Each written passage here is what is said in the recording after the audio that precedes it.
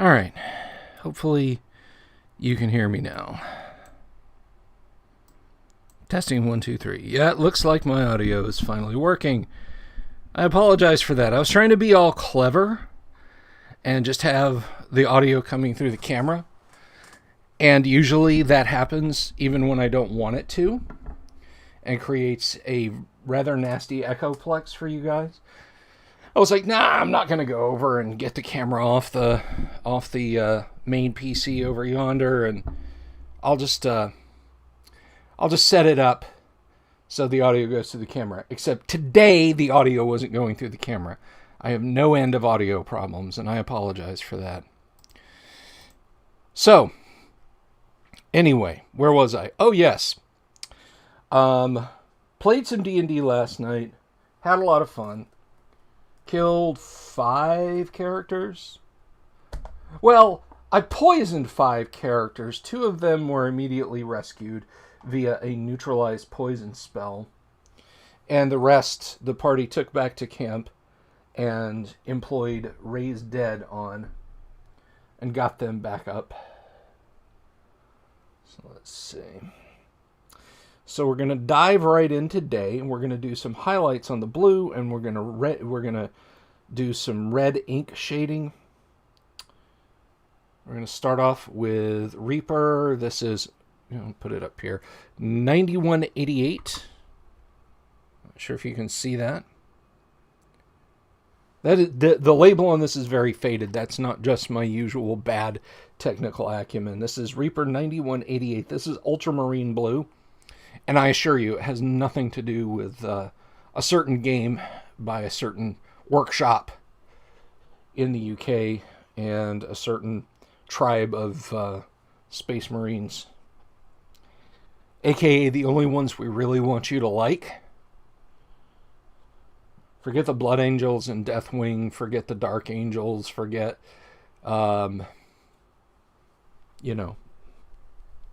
forget the Imperial Fists. Just buy these blue guys. Reason number 1536 to hate Games Workshop. So we're going to do this. We're going to do some highlights. And you know what? I'm a dunderhead. I didn't do my second highlight of red on these guys. Or second coat of red on these guys like I said I was going to do. So I'm going to come back and do that. And then, time permitting, I'll do some red ink. So last night's AD&D game. I want to talk about that briefly.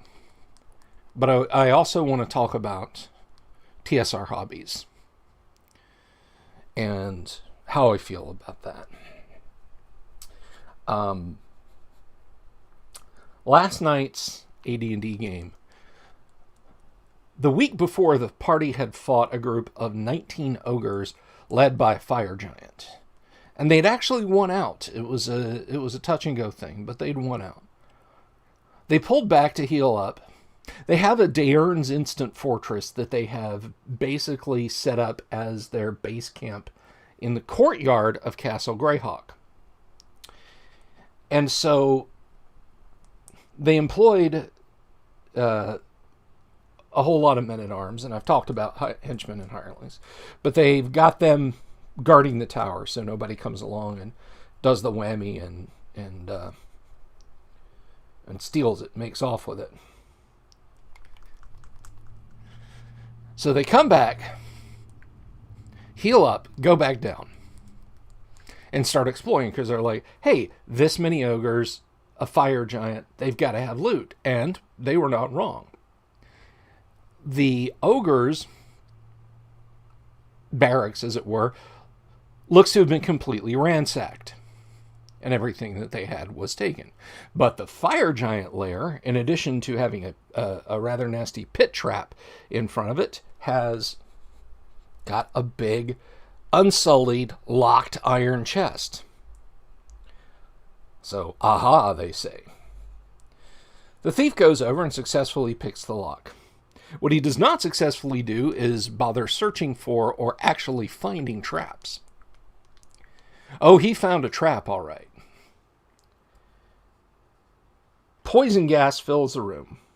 5 characters are swooned by it. Two of them, fortunately, the party clerics are not, well, I say clerics singular, and of course they have a bard, and bards can cast druid spells, which are kind of clerical in nature. So they were not swooned. They hit some fallen characters with a couple of neutralized poison spells, get them on their feet, they get the dead, they gather up some treasure, and then they get out of there. They go back to Daern's Instant Fortress, and then proceed to cast Raise Dead on the fallen party members. Which, fortunately for all concerned, everybody made their saving throws versus, well, not saving throw, but their resurrection survival checks, essentially. I am looking for a pipette. There it is. I need a little bit of water on my wet palette here. So they make their successful system shock resurrection survival checks, and everybody's pretty happy. While they're resting up, because you have to rest for an equal number of days that you were dead. I'm going to just start highlighting this guy's hat. I'm going to move my mic over here, although that kind of puts it right in front of me. It's not a good position for this boom for you guys to be able to hear me, but I'll try and see me. So while they're resting, a couple of things happen. Someone nails a note or sticks a note to the door of the fortress that's for the Castle Greyhawk Body Removal Service.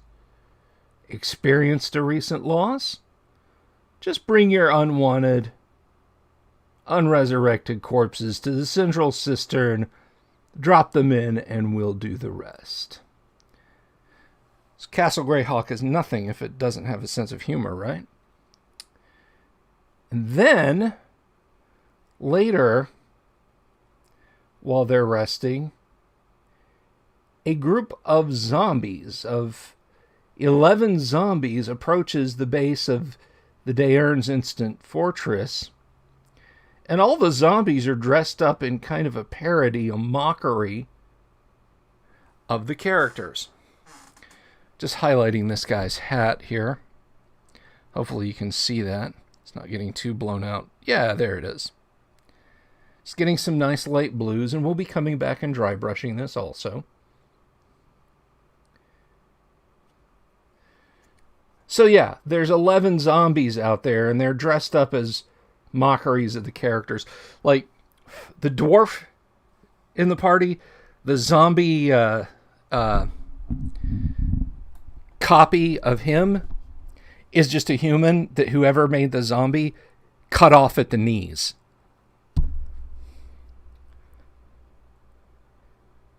I guess they didn't have a dwarf corpse to reanimate. The players were amused by it. The party was a little appalled, and they turned to them. The party's cleric is high enough level that he can just wave his hand and destroy zombies. Sorry, I'm leaning away with this miniature. Move the mic. I'll show you guys what I'm doing here. So I'm just hitting the surfaces to highlight with a blue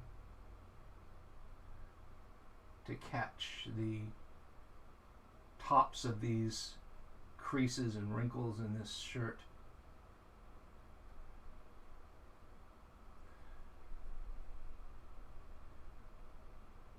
And especially over here.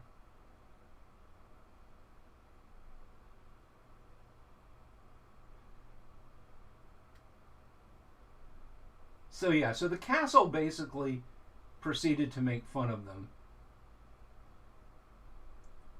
They went back once everybody was all healed up from, having been dead for a couple of days, or for a few hours at least,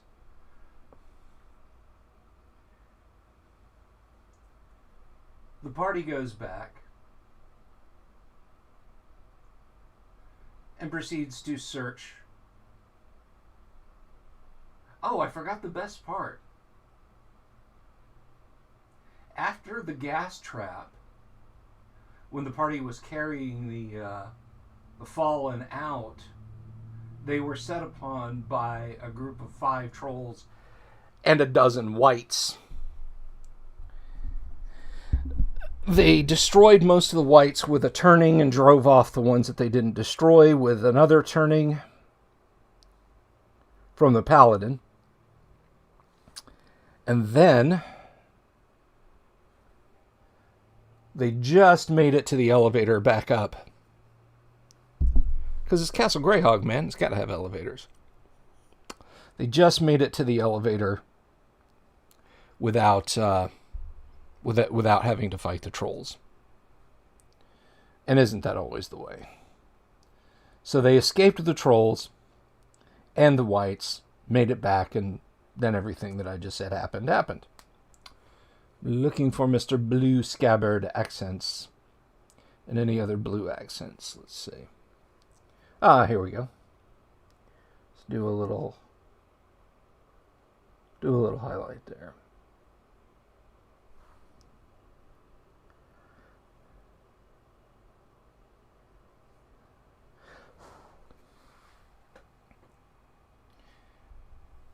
So, after all of this,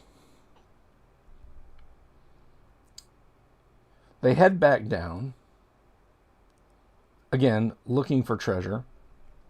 Oh, there it is.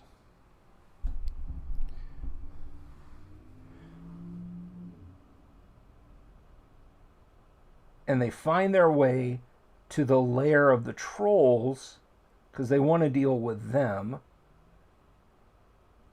Trolls are bad news in AD&D. They have that multiple rend attack going. They're just... It isn't just the regeneration, man. It's the fact that they can reach over... Party lines, sorry. They can reach over the front line of the party and grab people and rend them.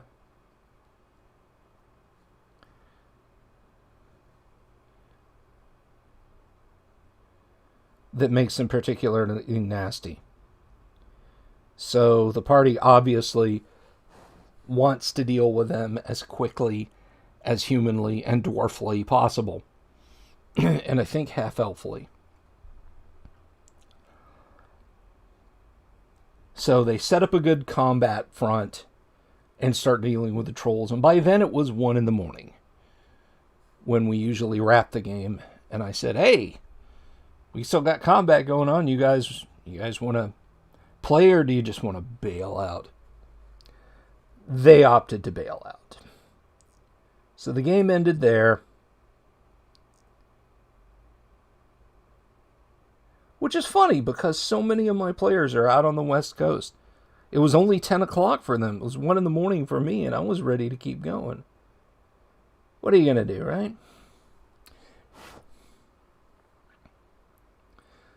It's going to require more highlighting, I think. But that's okay.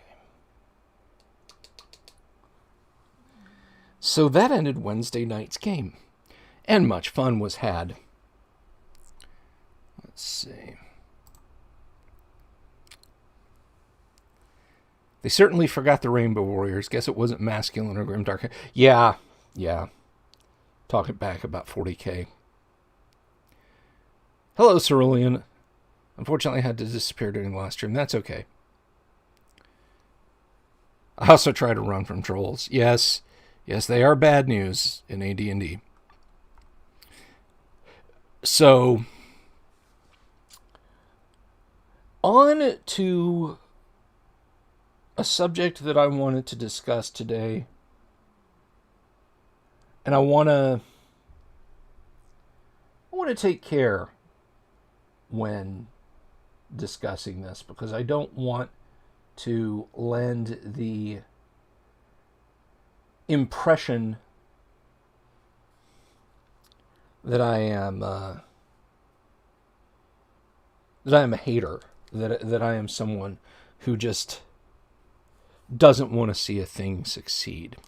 But I want to discuss my beginning impressions about something. There is a company that is currently in existence that calls itself TSR Games. And it's not just a coincidence. It was a deliberate choice by the creators. And this TSR Games is billing themselves as... I don't know. I understand the necessity for hype and that no publicity is bad publicity. But they seem to be pushing this idea that this is TSR of 1974 to 1998, I think 1999, when Wizards acquired TSR and Dungeons and Dragons and so on. That it's a continuance, that they're coming out of hibernation. That's my impression based on their social media comments and so on. If you know them, if you represent them, if you've read deeper into this and that's not the case, I apologize. That was just at first blush, though. So,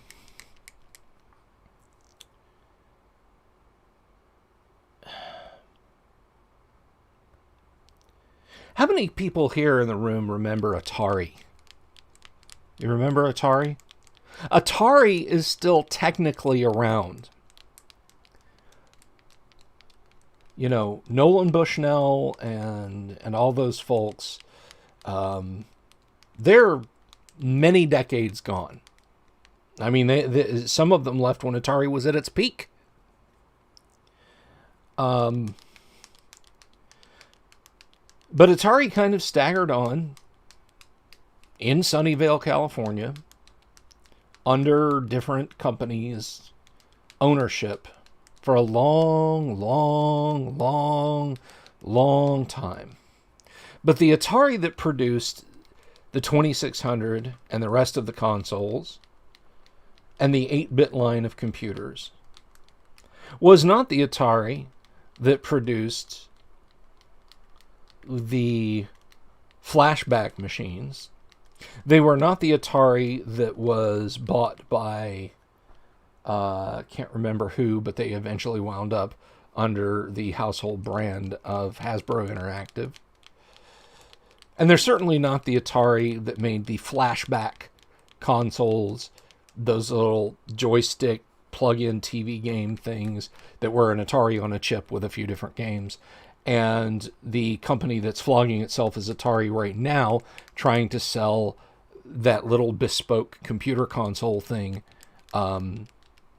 which is actually kind of a neat thing from a hardware standpoint, but this isn't really the type of channel to discuss that. The point is, they just have the name. Just like companies that bought the Commodore IP over the years, they're not an eclectic group of engineers and businessmen from Westchester, Pennsylvania. They, by definition, they can't be. You know? They're not Dave Haney. They're not R.J. Michael. It's a completely different crowd.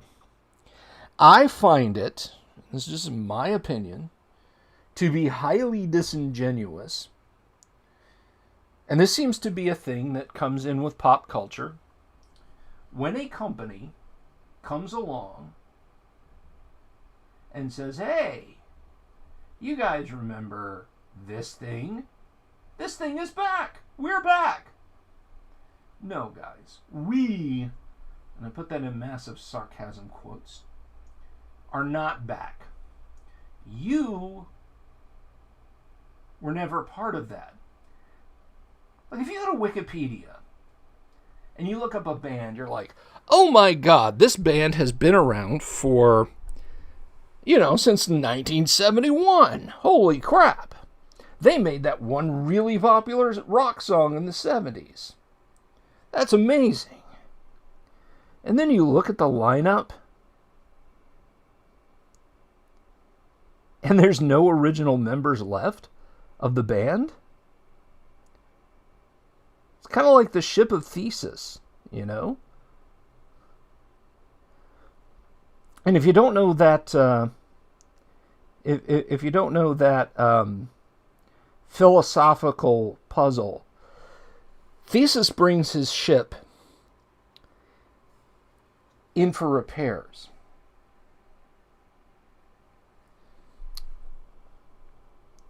And the shipwright proceeds to repair the ship.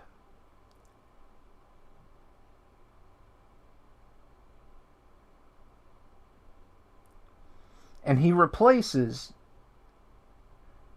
every plank on the ship, and the mast, and the rigging, and the running gear. And he tells Theseus, here's your ship. Is that Theseus' ship? Or is that a completely different ship?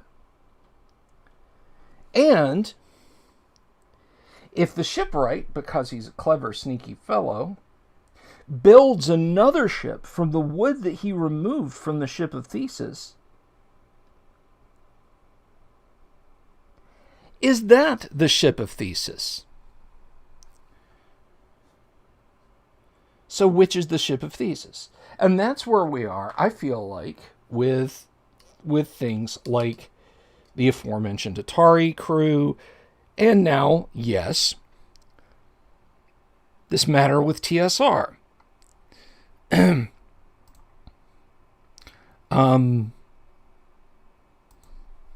mean, it's all well and good, and I understand there's a hype machine just coming in and saying, oh, we're a new company and we're taking the TSR name.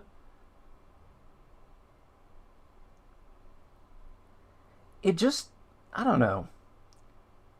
It just seems a little suspect.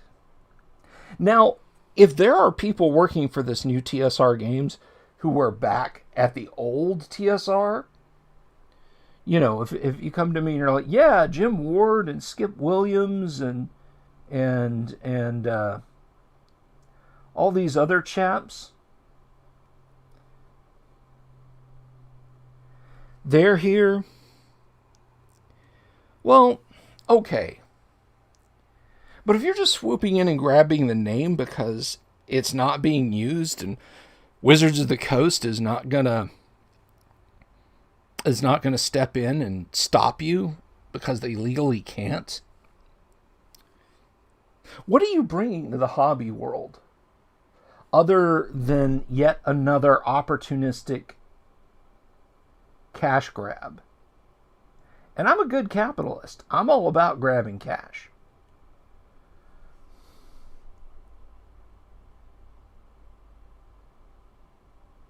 But see, here's the thing, guys. In case you haven't figured it out, I love Dungeons and Dragons. I do. I love Dungeons and Dragons. I like computers a lot.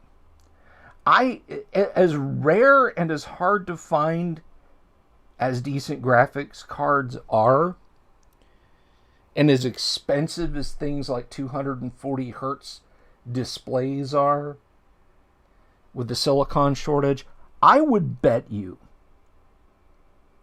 that if I hit my head today and suddenly my mental direction was changed from Dungeons and Dragons as a hobby, tabletop games in general as a hobby, to all the way, because I like some computer games. Currently playing Half-Life Black Mesa, the remake of the first Half-Life game. God, that thing's brutally hard, and not in a good way. But I would bet that by ridding myself of all of my role-playing game stuff. I'm just saying, yeah, I'll just keep PDFs. I could probably build a pretty stonking great gaming PC.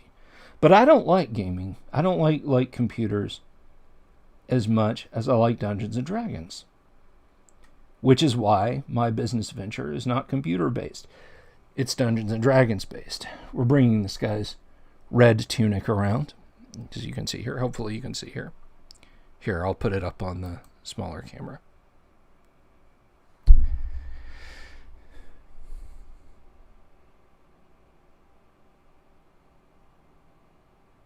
But it's not. D&D is my passion. I can be cynical about a great number of things. I can accept a worldliness, a purely humanist, nobody cares about the passion, man. It doesn't matter. That's pie in the sky. It's all dollars and cents. I can accept that about a great many things. Like, I know NVIDIA is not, NVIDIA as a company, they make video cards, by the way. NVIDIA would sell all of us down the river if the Chinese decided that they wanted the data of NVIDIA users. And they just rolled up a truckload of cash, or just said, look, hey, you want your chips? You want your chips fabbed in China inexpensively? Best give it up. I know they'd do it. And as much as people read about it in information systems, nobody did a thing about Intel's secure DRM stuff. Nobody. They just sat back and took it and kept using Intel CPUs. AMD is just as bad. So I accept that. But when it comes to something that I'm passionate about and I love, I don't want to accept that. I don't want to accept just naked cash grabs. And when I see a company come in and say, hey, we're TSR, we're just picking up where we left off. I feel like the robber in the Dirty Harry movie. Who's we, sucker? Literally, who is we, suckers? Is it Jim Ward? And Skip Williams and someone in control of the Gygax legacy? Or did you just look at the USTPO and say, oh, hey, that's up for grabs. Let's grab that.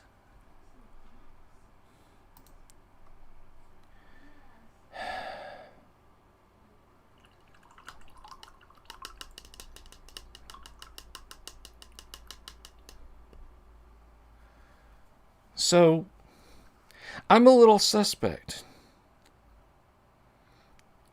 Now, if some kind of unthinkable miracle happened, and this company managed to get their hands on the IP for Dungeons and Dragons, even a license to produce it, I might go, Owen Wilson, wow.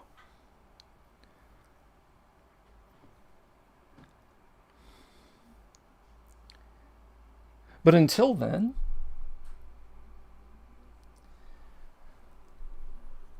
I'm going to continue to view this so-called TSR with great suspicion. And I am going to just consider this a fortunate bit of financial legerdemain on the part of some people who wanted to grab something for nostalgia's sake. Again, I am not bad-mouthing their business. I am stating an opinion.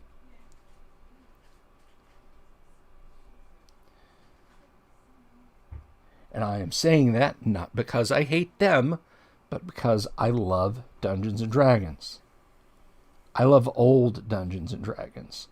I don't care about new Dungeons and Dragons. And let me be very clear about something.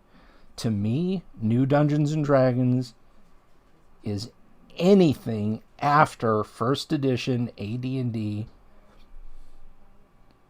the core rulebooks. That is new Dungeons and Dragons to me. So when people say, yeah, man, classic D&D, second edition forever, I'm like, get the hell out of here. Get out, get out, get out.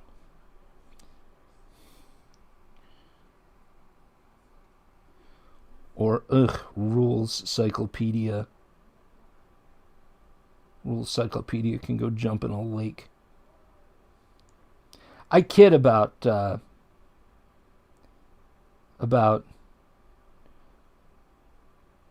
things D&D related being fantasy stereo instructions. Rules Cyclopedia is literally fantasy stereo instructions. It is the driest, dullest, just dusty, dry presentation of D&D rules ever.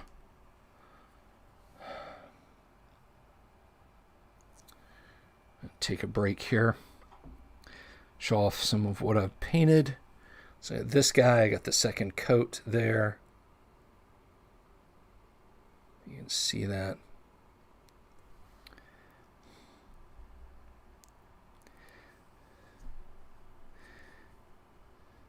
Let these dudes dry a little, and then we'll come in with some red ink wash.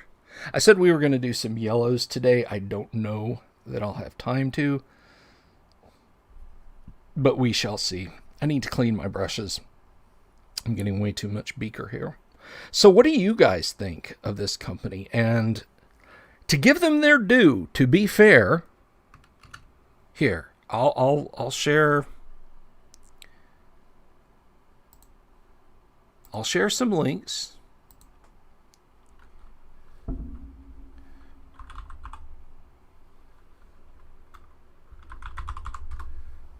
Let me see, do they have...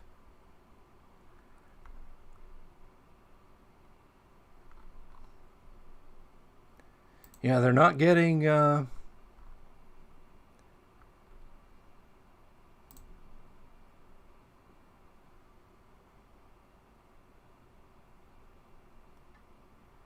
Let's see.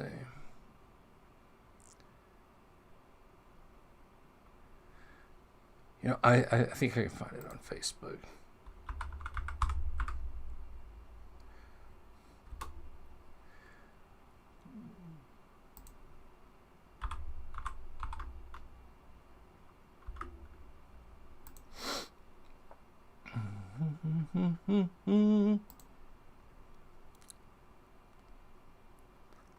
About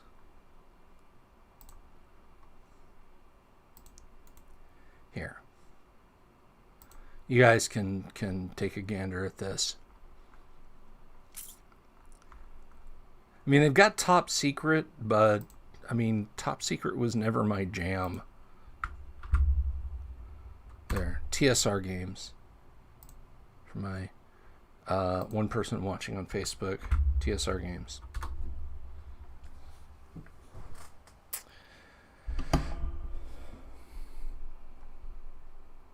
I'm going to look at my YouTube. Oh man, that's been in the camera. Probably distracting the hell out of everyone. Let's move that out of the way.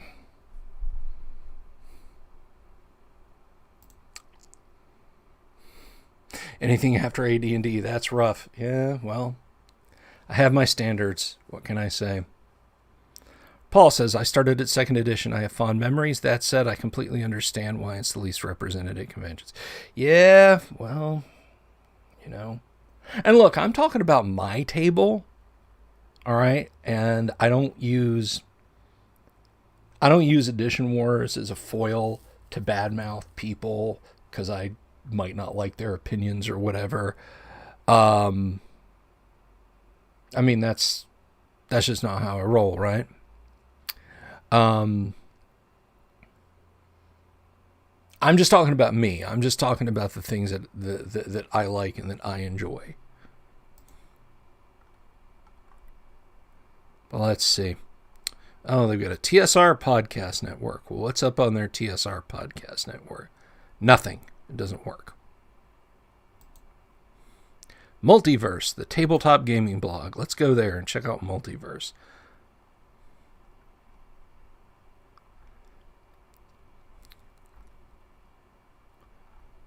So there's some stuff at multiverse.world. But I don't think that is specific to them. I think they're just linking to it. Yeah, they're just linking it. Click here to shop for great games. Store.tsr.com. So they've got a new version of Top Secret, something called The Hunt.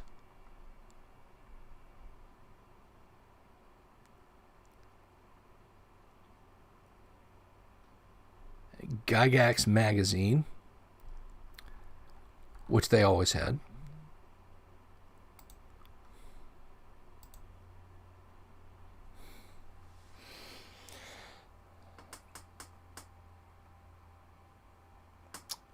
Oh, Paul, I missed this. Same situation happened with a FASA name. They're printing the current edition of Earth Dawn, but that's as FASA as the new company gets. Yeah, that's what I'm talking about. You know, that's not Jordan Wiseman up there, working on a new version of BattleTech. Oh, speaking of BattleTech, as an aside, and speaking of companies who just wreck things, not implying TSR does, but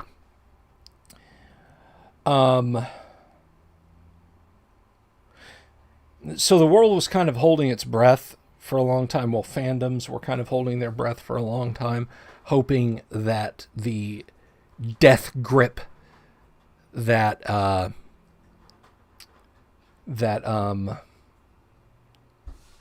don't have my red ink out here. Dang it. Well, I guess we will have to, or do I have some red ink out here? Deep red. Flesh wash. Nope. But I can use this flesh wash. Finish my halfling's feet.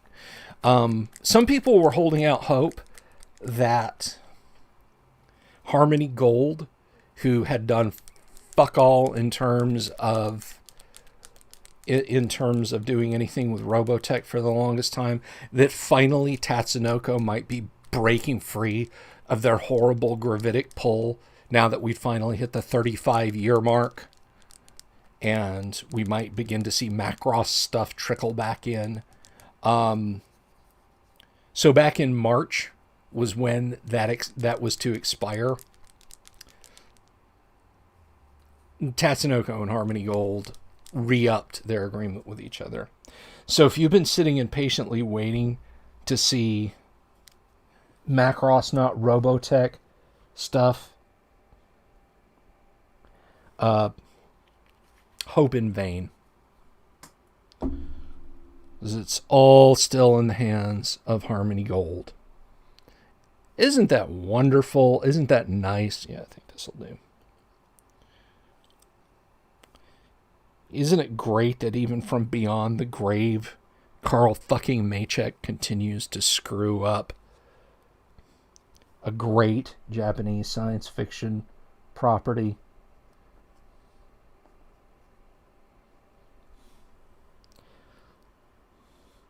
Anyone who says, "Oh, you wouldn't even know you wouldn't even know what Macross was without Robotech." Yeah, no, I would actually. I would. I saw imported model kits at TG&Y, which was a podunk little. It was the discount outlet half of the Zayre's retail empire in the 70s and 80s, and before then too, but when I was aware of it.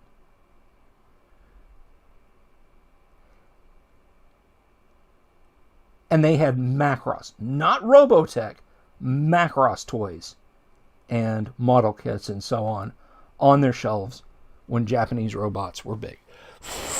They didn't bother with Harmony Gold. They didn't bother with Maycheck. They didn't bother with anybody. They imported their own Macross toys.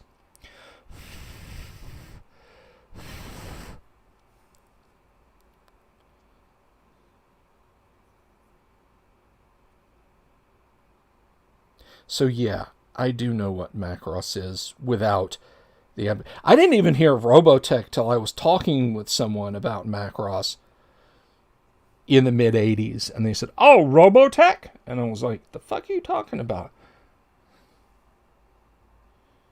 And they showed me some of the stuff, and I was like, "Oh, okay." So yeah, Macross is still in the hands, in the United States, in the hands of Harmony Gold.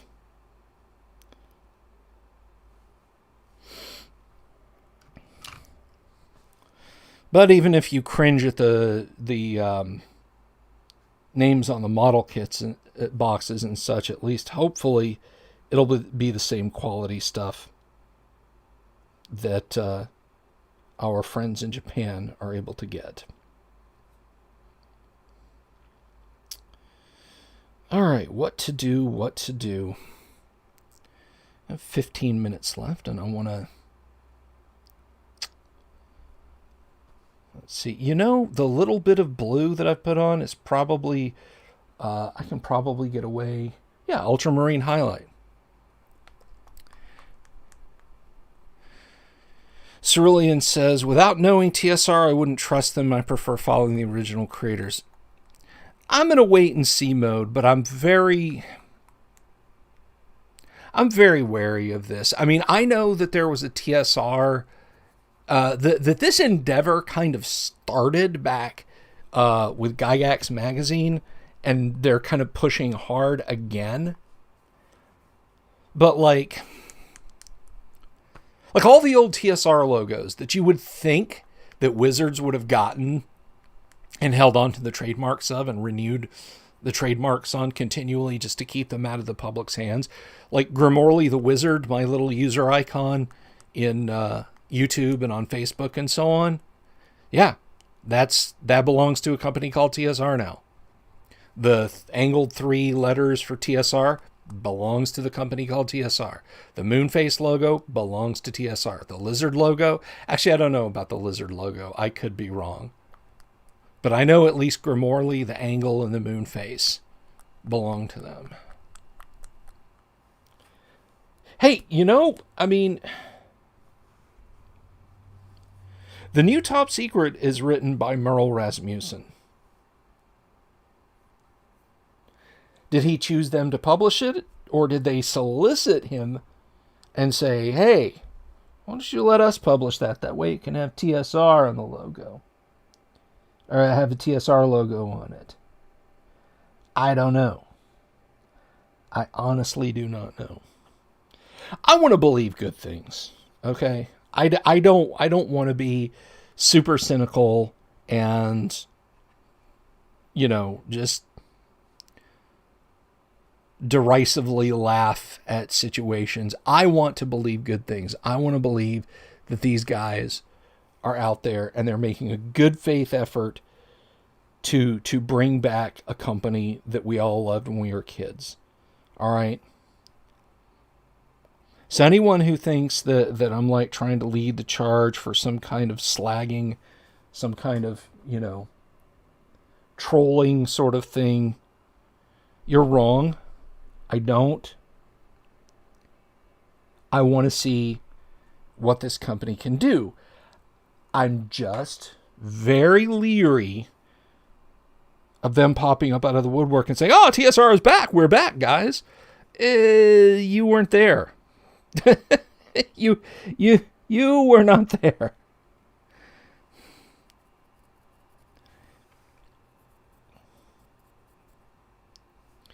All right, let's get some dry brushing. I'm going to be dry brushing this guy's hat. I'll lean in a little bit. Let's get the top of it.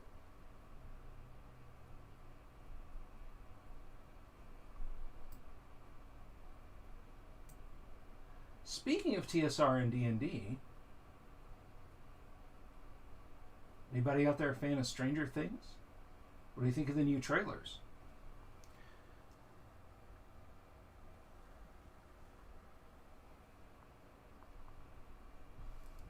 Oh, that's interesting, Paul. I played the new Top Secret with Merle at a GaryCon. So I would suppose that the Gygax side of the equation supports it to an extent. Well,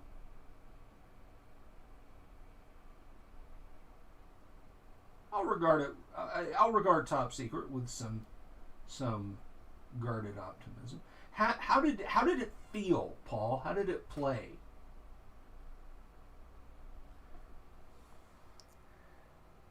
Tell the class what you thought.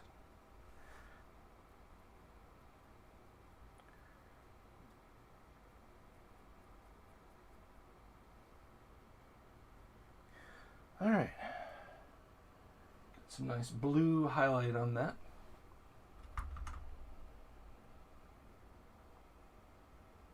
There we go.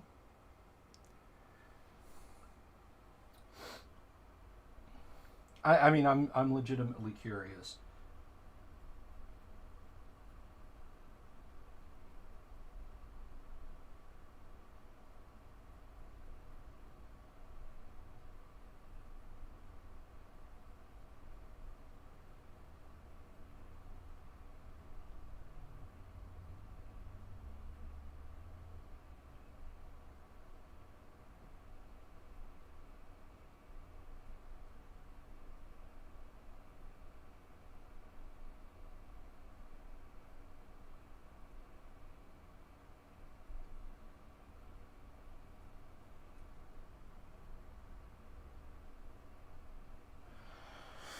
All right. So got some nice highlights on this guy's tunic.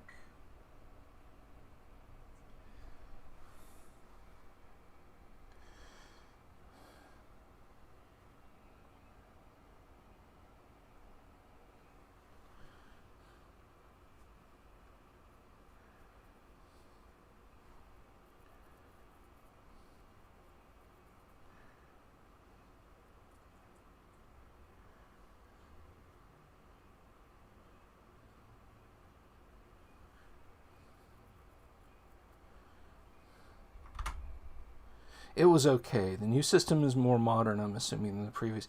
Yeah, I think it was. I think with Top Secret, it's a game that almost has to evolve. Or did you mean? Do you mean like the core mechanics of the system, or the setting? When you say it's more modern, because I would tend to think that both would almost have to evolve.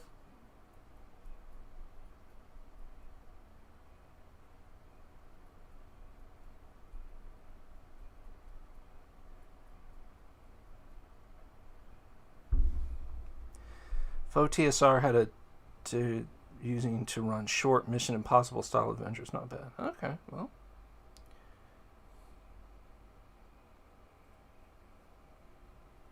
What GaryCon was that, by the way? I was at GaryCon in 2018.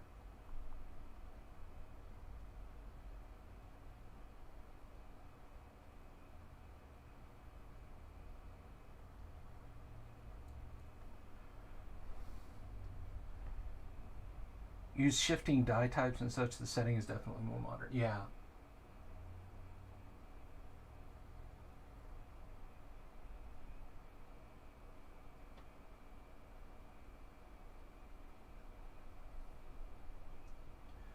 Well, like I said, I reserve the right to hold any final opinions until I see other more significant things from them. Because look, they're not going to get D&D.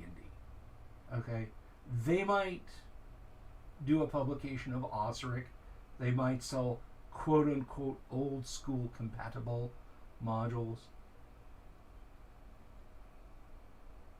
but they're not going to get D&D. All right, unless you backed $500 million or more up to Hasbro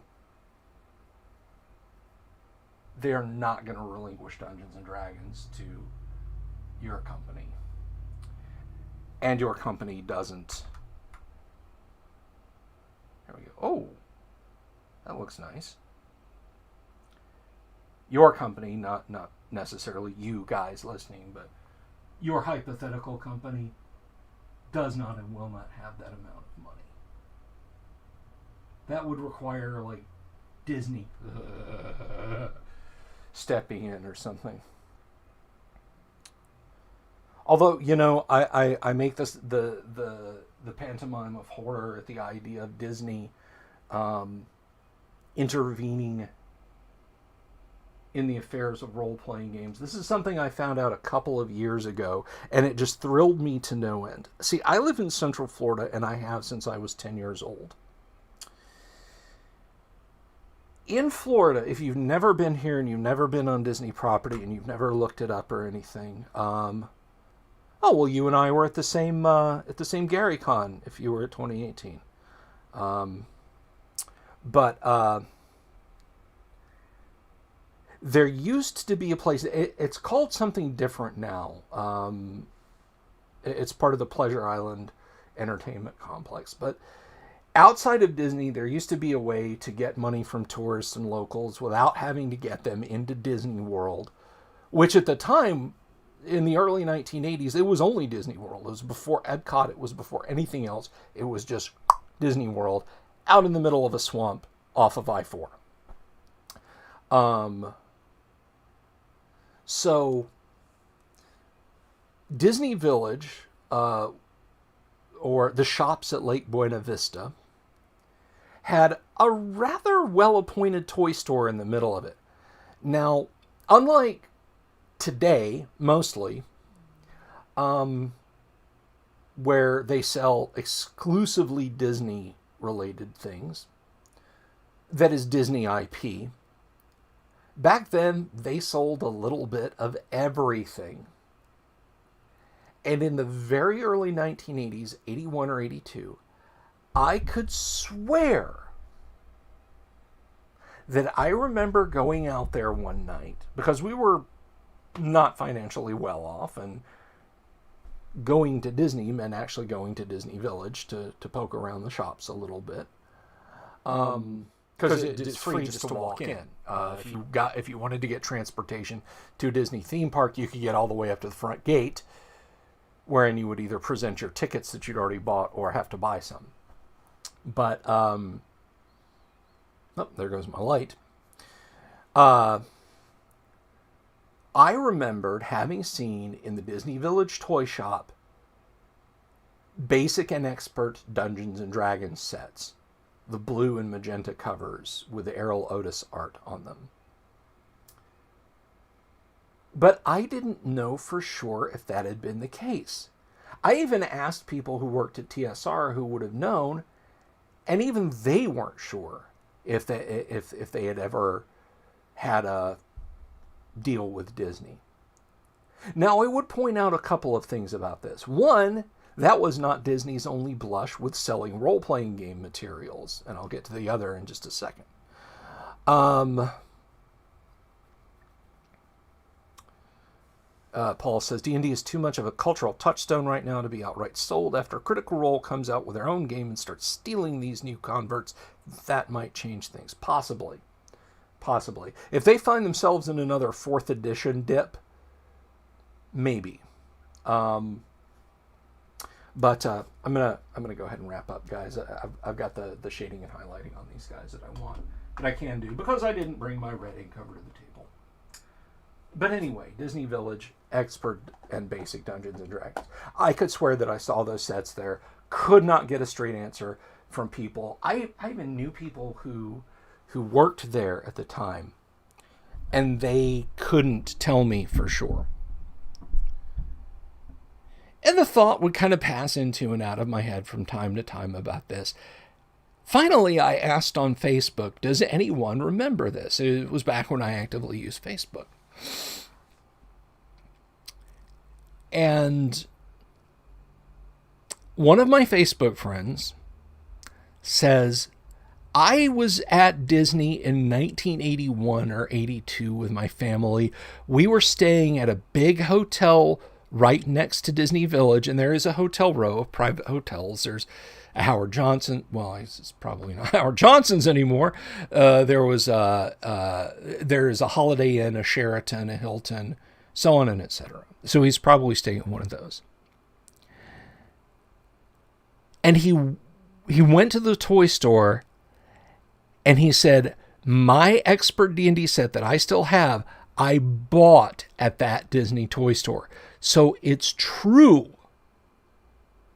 that Disney sold Dungeons and Dragons for a while. Now, the rabbit hole goes deeper. There was a period when you could buy a take and paint set of Snow White and the Seven Dwarves. She was like 54 millimeter. The dwarves were 28 millimeters. So the dwarves were character sized and she was giant sized. And it also came with a Wicked Witch, like holding the apple. The box, the brushes, and the way the paints look, even though the whole thing is branded Disney, it's very clear that Grenadier made that for them. So that's number 2. Number 3. There used to be, now I haven't been to Disney, to Disney Studios in years and years and years and years. So I don't know if this is still the case. I know they changed a lot of shit up out there when the Disequels came out. But there used to be a merch store near the Star Tours ride. It was basically, you got off the Star Tours ride and came out into the merch store in the little Star Wars area of Disney, where you could buy things. I have an X-Wing fighter pilot helmet up there that I bought there. I've got an A-Wing that I bought there. For a long time, they sold West End Games, Star Wars, the role-playing game, and Grenadier miniatures there. So there's a little bit of trivia for you. Disney actually, in the faintest of ways, not in a way that a CEO or anyone from the upper management would probably know about, although they might have had to have approved it, I'm not sure. Disney actually had role-playing game materials for sale in Walt Disney World in Orlando, Florida. So there's your piece of trivia. Now, the Snow White take and paint set, question the role-playing gameness of that, but, So anyway, that about does it for me today, guys. Sorry for the not great view of me painting, but I'm going to continue on with these. Let me know if you would like more instructional stuff about paint and less just me painting miniatures and holding them up blurry to the camera. And I'm gonna see about doing better with my camera boom up here to make it clearer what I'm doing.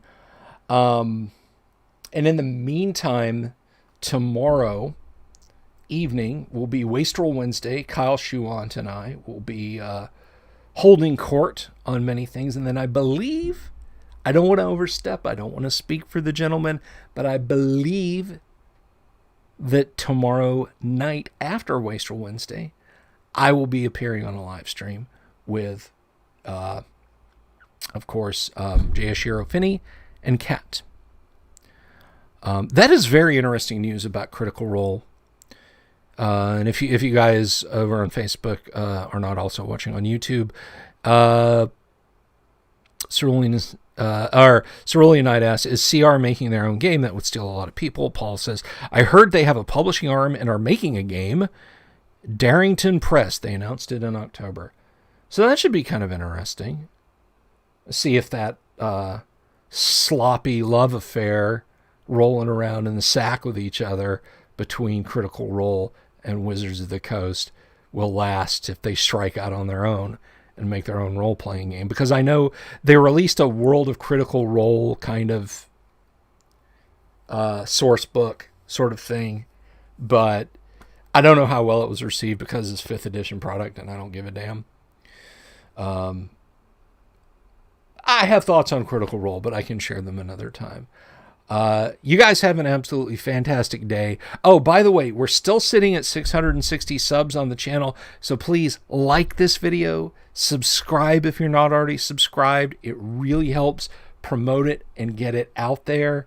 I want to get up to 1,000 subscribers. We're just 340 subscribers away. That's 340 of you folks and your friends and everybody else. If you're not subbed to the channel, please do sub. And when we hit 1,000, virtual con. That's right. A virtual Delver's Dungeon convention where I will run many classic RPGs for you guys to enjoy. So please do click like, click subscribe, click the bell icon.